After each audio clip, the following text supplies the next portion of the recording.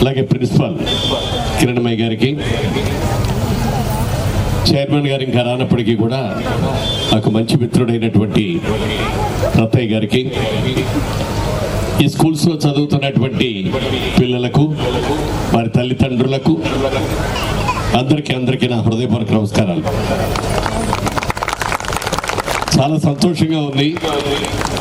ఇవాళ ఈ కార్యక్రమం బాగుపడటం చాలా ఆనందంగా ఉంది.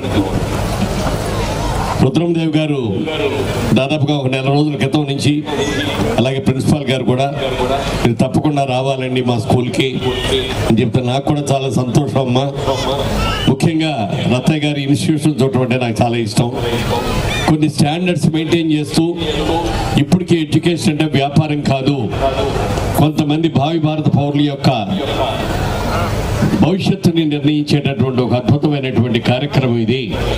కేవలం డబ్బులు సంపాదనే కాకూడదు, ఒక కమిట్మెంట్తో చేయాలి అని కొన్ని నియమాలు నిబంధనలు కూడా పెట్టుకొని వాటిలన్నిటినీ కూడా తూచా తప్పకుండా పాటిస్తూ చక్కగా చేస్తున్న ఈ ఇన్స్టిట్యూట్లో వాళ్ళు పాల్గొనడం నా అదృష్టంగానే నేను భావిస్తున్నాను.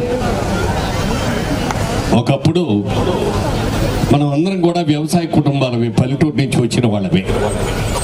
అందరూ అనుకునేవాళ్ళు మాకు 10 ఎకరాల పొలం ఉంది, మా పిల్లలకి ఏం ఉద్యోగాలు చేయాలా, ఊళ్ళో వెళ్ళాలా, చాలే 10th వరకు చదువుకుంటే చాలు, లేకపోతే 6th వరకు చదువుకుంటే చాలు, ముఖ్యంగా ఆడపిల్లలకి ఎందుకు చదువు, వాళ్ళు ఉద్యోగాలు చేయాలా, ఊళ్ళో వెళ్ళాలా, మొగుడికి ఉత్తరాలు రాసుకునే స్టాండర్డ్ ఉంటే చాలే అనేవారు. మరి వాళ్ళ పరిస్థితులు మారిపోయినాయి. ఇవాళ డబ్బు ఎంత ఉన్నది అనేది కాదు ముఖ్యం, ఏ పిల్లలకైనా ఏం చదువుకున్నారు, వాళ్ళ కాళ్ళ మీద వాళ్ళు నిలబడగలుగుతున్నారా లేదా, వాళ్ళ జీవితాన్ని ముందుకు తీసుకెళ్ళగలరా లేదా, రేపు పొద్దున పెట్టిన పిల్లలకి వీళ్ళు సరైన దారిలో పెంచగలరా లేదా అనే దాని మీద ఇవాళ ప్రతి ఒక్కళ్ళు కూడా ఆలోచిస్తున్నారు. అవసరమైతే పొలాలు అమ్మైనా సరే వాళ్ళ ప్రతి తల్లి తండ్రి మా బిడ్డలు మాలాగా కష్టపడకూడదు, వాళ్ళ జీవితంలో పైకి రావాలి, ఉన్నత విద్యను అభ్యసించాలి, దేశ విదేశాలకు వెళ్ళి ఉద్యోగాలు చేయాలి, పేరు ప్రఖ్యాతులు తెచ్చుకోవాలి అని చెప్పి ఈ రోజున ప్రతి తల్లి తండ్రి కూడా తమ అవసరాల్ని, తమ సుఖాల్ని కూడా త్యాగం చేసి పిల్లల భవిష్యత్తును తీర్చిదిద్దడానికి సమాయత్తం అవుతున్నారు. నిజంగా ఇది చాలా గొప్ప విషయం. మరి పిల్లలు కూడా మీ తల్లిదండ్రులందరూ కూడా ఎలా అయితే మీకోసం సాక్రిఫైస్ చేసి మిమ్మల్ని ఉన్నత స్థితిలో చూడాలని కోరుకుంటున్నారో, అదేవిధంగా మీరు కూడా కష్టపడి చదవాల్సిన అవసరం ఎంతైనా ఉంది. అలా చదివితేనే మీ తల్లిదండ్రుల ఆశల్ని, ఆశయాల్ని తీర్చిదిద్దిన వారు అవుతారు.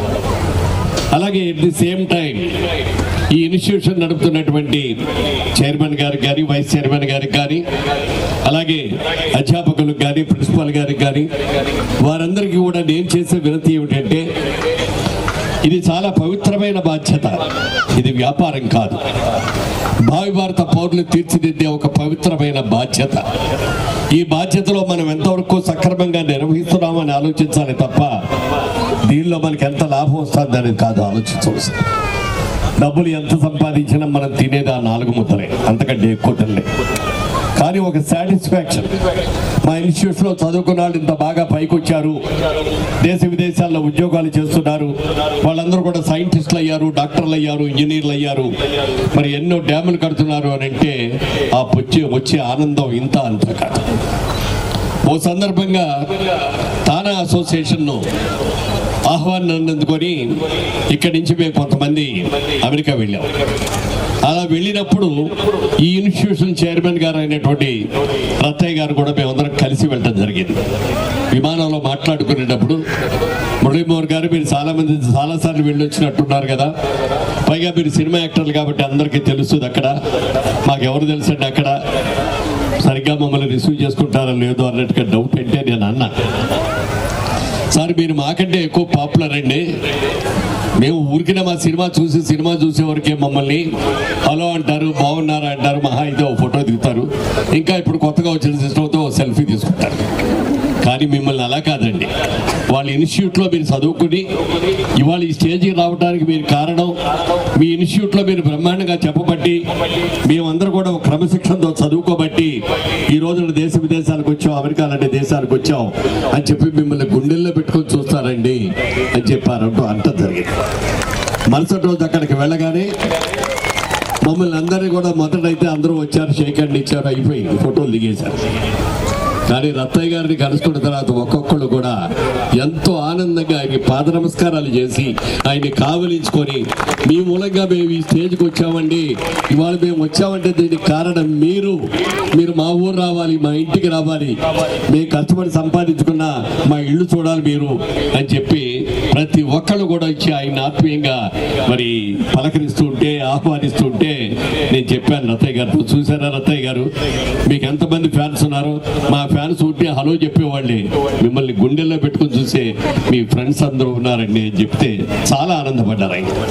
ఇది నిజానికి నిజం, ఇది ఇందులో ఏమి కల్పితం లేదు, ఖచ్చితంగా అక్షరాల 100% జరిగింది.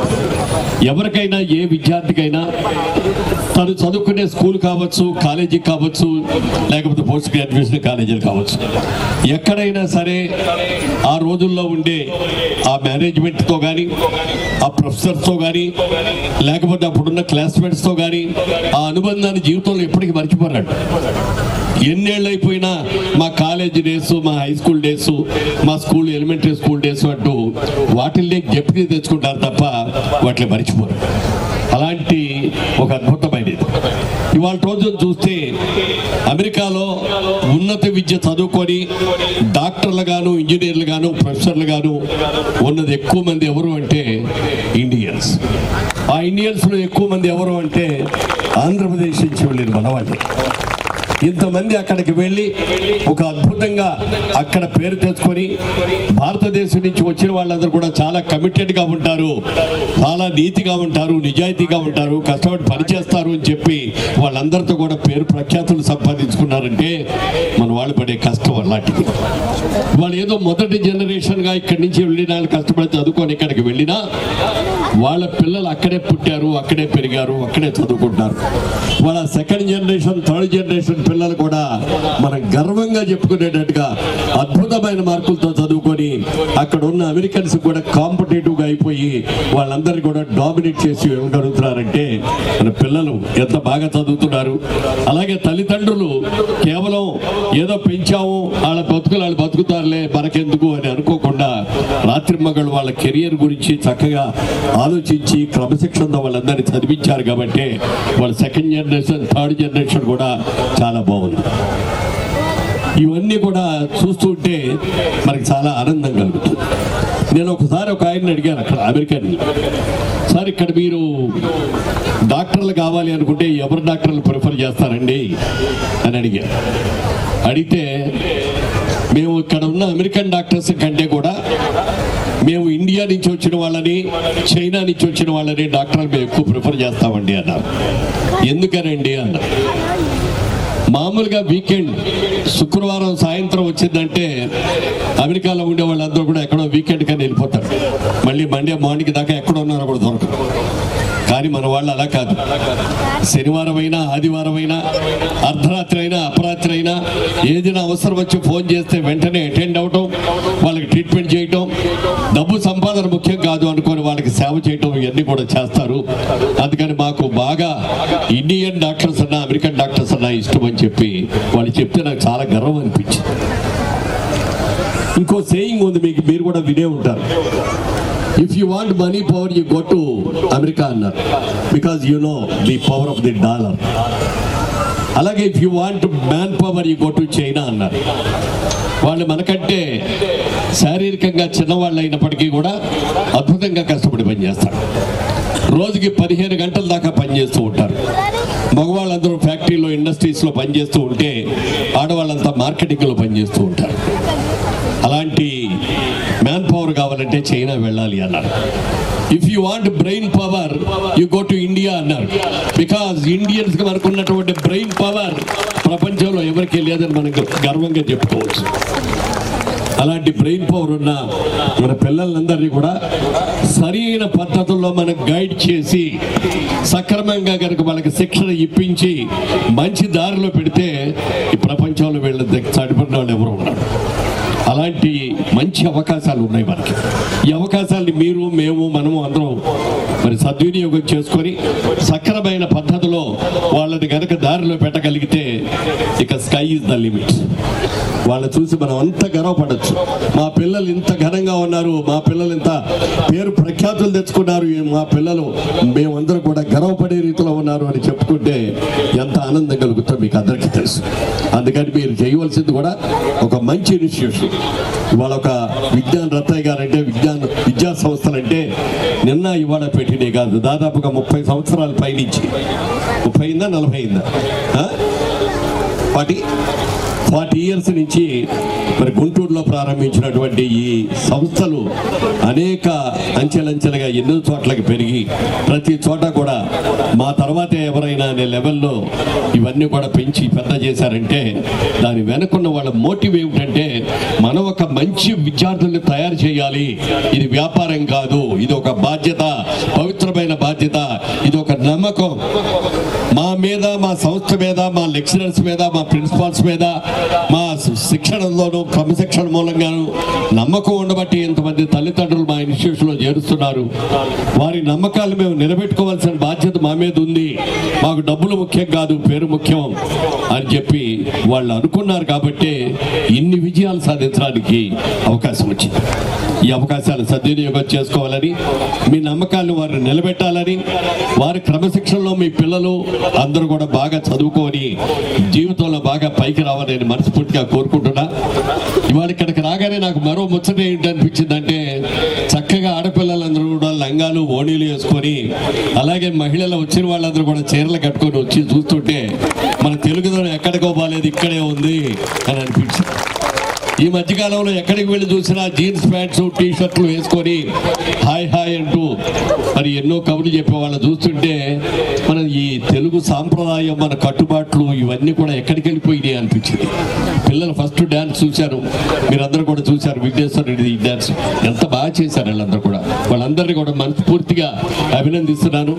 ఇంకా ఇక్కడ ఉండి వాళ్ళు జరిగే కార్యక్రమాలన్నీ చూడాలనే కోరిక మనసులో ఉన్నా, కానీ నాకున్న బాధ్యతతో నేను ఇప్పుడు వెంటనే బయలుదేరి మళ్ళీ కొన్ని కార్యక్రమాలు చూసుకొని స్టేషన్కి వెళ్ళి ట్రైన్ ఎక్కి మార్నింగ్ రాజమండ్రికి చేరాలి. అందుకని ఎక్కువసేపు ఉండలేకపోయినా మరో 10 నిమిషాలు పావుగట్టు ఉంటారు. రత్తయ్య గారు కూడా వస్తున్నారని తెలిసింది. ఆయన మరి నేను బయలుదేరే లోపల చేరుకుంటే నా అదృష్టం, చేరుకోకపోతే చెప్పలేను. ఏదైనా మీకు అందరికీ కూడా హృదయపూర్వకంగా కృతజ్ఞతలు తెలియజేస్తూ అందరి దగ్గర సెలవు తీసుకున్నాను. జై హింద్. అందరికీ నమస్కారం అండి. నాకు చెప్పాను కదా, రత్తయ్య గారు అంటే నాకు చాలా ఇష్టం. ఎందుకంటే ఎప్పుడూ నవ్వుతూనే ఉంటారు. తన చుట్టూ ఉండాలి కూడా ఎప్పుడూ నవ్వుతూ ఉండాలి, ఆనందంగా ఉండాలని కోరుకునే ఒక మంచి మనసున్న మనిషి ఆయన. ఈ విజ్ఞాన సంస్థలు గత 40 సంవత్సరాలుగా ఎంతో ప్రెస్టీజియస్గా నడిపిస్తూ ఈ కార్యక్రమానికి మీరు రావాలి అంటే, మీరు కూడా వస్తే వస్తారండి అంటే ఆయన వాళ్ళ మరి బోలంతా ఈ జరుగుతుంది. ఎవరు వచ్చింది? యూజీసీ వాళ్ళ ఇన్స్పెక్షన్ అది ఉంది, అది పూర్తి చేసుకొని నా మాట కోసం అని ఆయన ఇప్పుడు ఫ్లైట్లో బయలుదేరి వచ్చినందుకు చాలా సంతోషం. అయ్యో మిస్ అవుతున్నానే, వారిని కలవకుండా వెళ్ళిపోతున్నానని నేను అనుకున్నాను. లాస్ట్ మినిట్లో ఎదురైనందుకు వచ్చినందుకు చాలా సంతోషం సార్. చాలా సక్సెస్ఫుల్గా ఉన్నారు, బ్రహ్మాండంగా. చక్కగా మీ అమ్మాయిని చూస్తే రాణి రుద్రమదేవి, అలాగే మీ అబ్బాయి కృష్ణదేవరాయలు మన సంస్కృతిని, సాంప్రదాయాన్ని మర్చిపోకుండా వాళ్ళ పేర్లన్నీ పెట్టుకొని చక్కగా చేస్తున్నారు. వాళ్ళందరూ వచ్చినందుకు అభినందనలండి. మళ్ళీ ఈసారి తీరిగ్గా వచ్చినప్పుడు కలుస్తారు.